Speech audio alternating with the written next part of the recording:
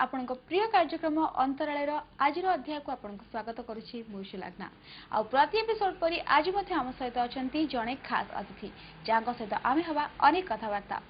आमर आज अतिथि जड़े वेटरन एक्टर जे कि मंच एवं चलचित्र दुईटी जाक प्लाटफॉर्म रे अभिनय करछंती। तेबे केवल सेतिकि नुह से जड़े जनाशुना कवि मध्य। तांको अभिनीत दुईटी जाक फिल्म ओडिया सिने इतिहासर दुईटी माइल खुंट माने कनकलता आ गप हेले भी सत आपण माने बुझी सारिबे। आम सहित अछंती आज वेटरन एक्टर हरीश महापात्र।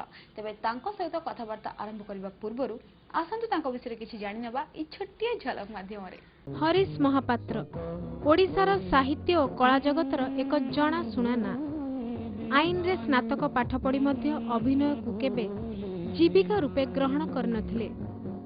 एकदा नाट्य आंदोलन एवं सिनेमा रे अभिनय थिला आपणक जीवन रे एक सामयिक झुंक। अभिनीत कनकलता गप हेले भी सत ओडिया सिनेमा इतिहासर एक माइल खुंट कहिले अत्युक्ति हेब नाही।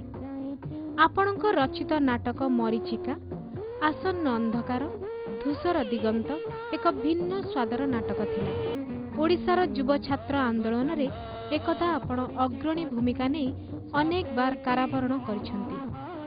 प्रथम रंगीन सिनेमा गप हेले भी सतरे नायक भूमिका रे अभिनय करथिले मध्य केबे भी गर्व करंती। तो आपण माने देखिले एथर आसंतु हम आज अतिथि को स्वागत करिवा आ कथावार्ता आरंभ करिवा।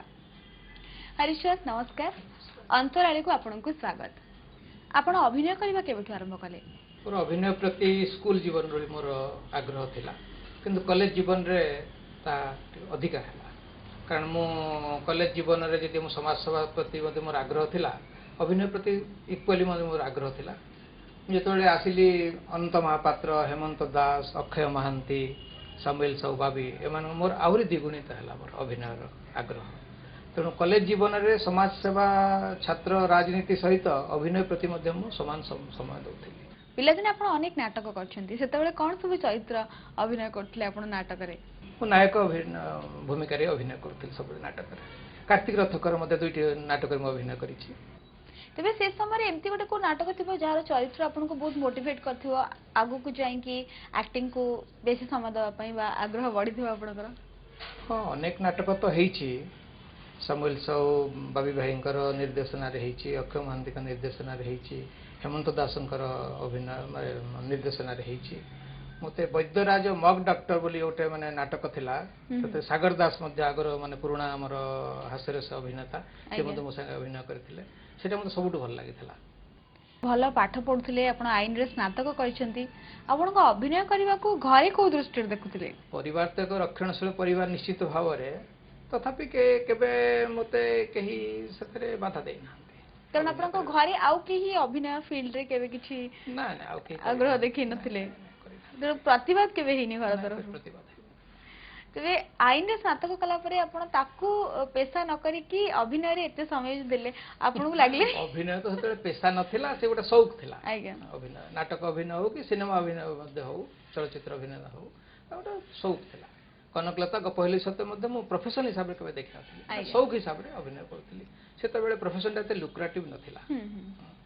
तेणु मु तो आईन व्यवसाय जोग देइथिल निश्चय, बारिस्टर रणजीत महांती जूनियर हिसाब में जोग देइथिल।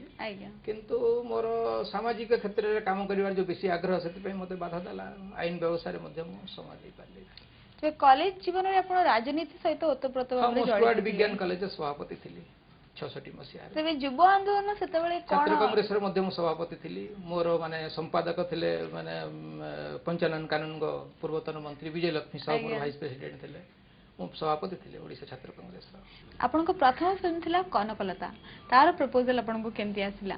से घनश्याम महापात्र निर्देशक मते जानि थिले, सान भाई बड़िया मते भल पाउथिले मते। से सेति पई मोर चरित्र देखि से राजेंद्र भूमिका रे मते अभिनय करिया सुजोग माने आपण को जेंति वैप्लविक कैरेक्टर थिला रियल लाइफ रे।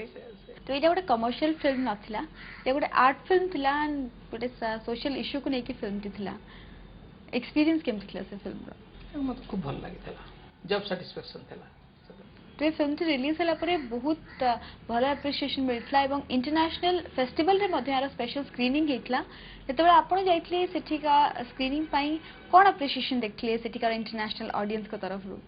ने अनेक प्रशंसा मिली सेतेबेले।